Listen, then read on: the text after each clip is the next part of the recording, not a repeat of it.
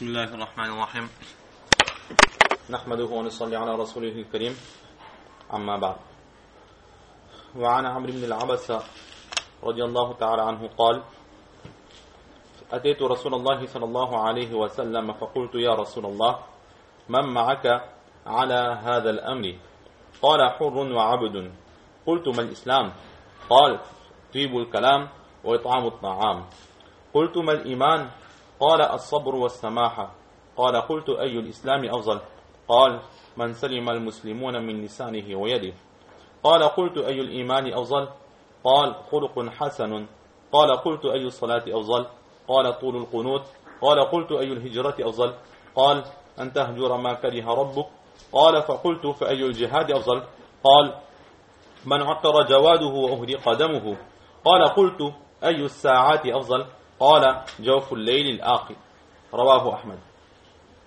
La dernière fois, nous avions débuté ce récit qui nous est rapporté par Hazrat Amr, fils d'Abasa radiallahu ta'ala an, dans lequel nous avions vu, c'était au moment de sa conversion, avant de se convertir. Il a posé certaines questions au Saint-Prophète sallallahu alayhi wa sallam, en l'occurrence, sur qui est-ce que cette religion a été révélée. Le prophète sallallahu alayhi wa sallam de répondre que c'est une religion qui se doit d'être suivie par tous les libres ou les esclaves, hommes ou femmes, c'est-à-dire toute l'humanité. Ensuite il posa la question, qu'est-ce que l'islam, c'est-à-dire quelle est la finalité de l'islam.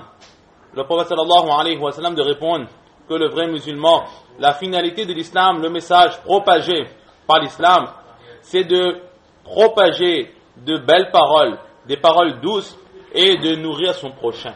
Alors il posait la question, quelle est la finalité de la foi?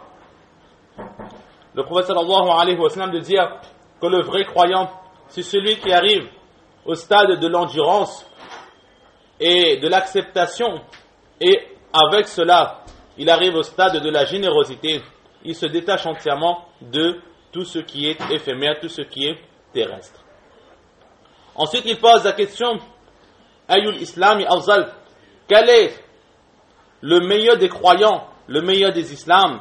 Le meilleur des croyants, le prophète sallallahu alayhi wa sallam de répondre, c'est celui dont les autres croyants sont protégés des méfaits de sa langue et de ses gestes.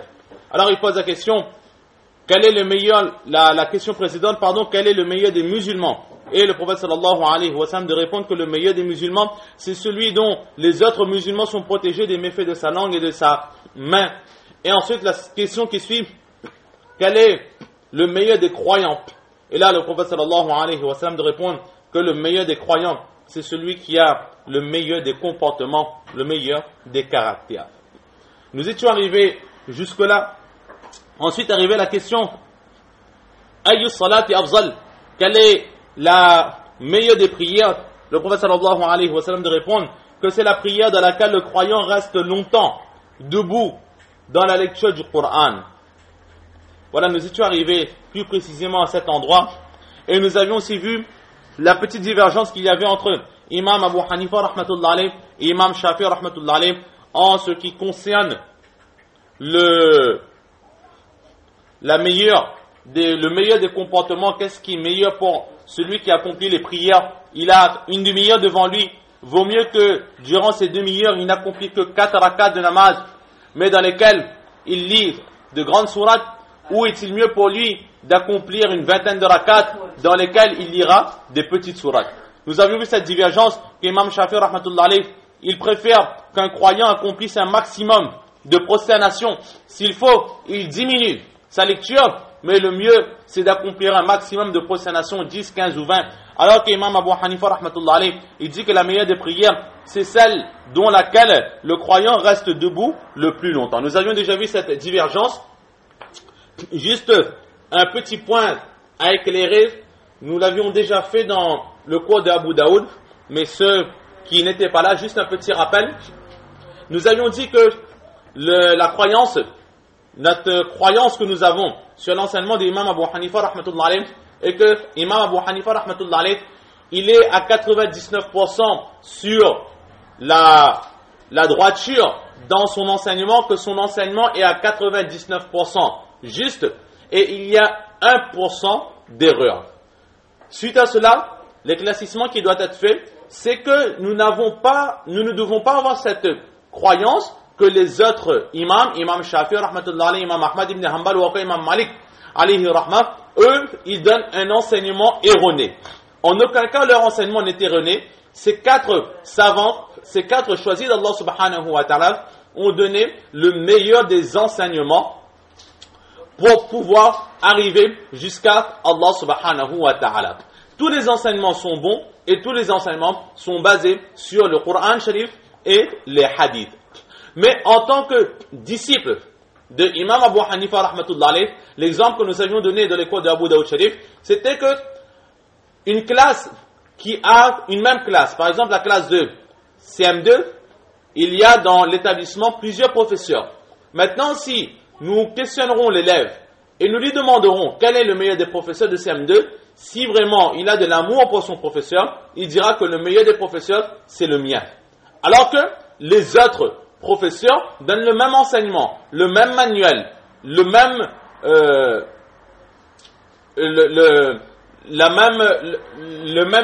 manuels, le même enseignement. Ces professeurs viennent très souvent de la même université et ils ont tous un même programme. Mais c'est l'amour que nous avons pour ce professeur qui nous fera dire que le meilleur des professeurs, c'est le nôtre. Maintenant, si un élève qui apprend avec un autre professeur vient voir son camarade qui lui est dans une classe différente, il lui dit que voilà, mon professeur nous a enseigné ça, il nous a dit cette explication, alors automatiquement l'élève dira, oui, nous on a appris la même chose, mais l'explication de mon professeur était meilleure, regarde, il nous a enseigné de cette façon.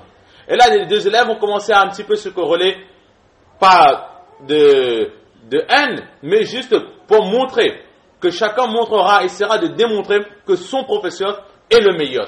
Mais de la même façon, les disciples de ces 4 imams, ils ont tous cette même croyance, ce même amour pour leur imam, et chacun aura cette conviction que l'enseignement de son imam est le meilleur, même s'il sait pertinemment que les autres enseignements sont aussi bons. C'est pour cela que, par exemple, à La Réunion, c'est un enseignement de l'imam Abu Hanifa rahmatullah alayh qui prédomine.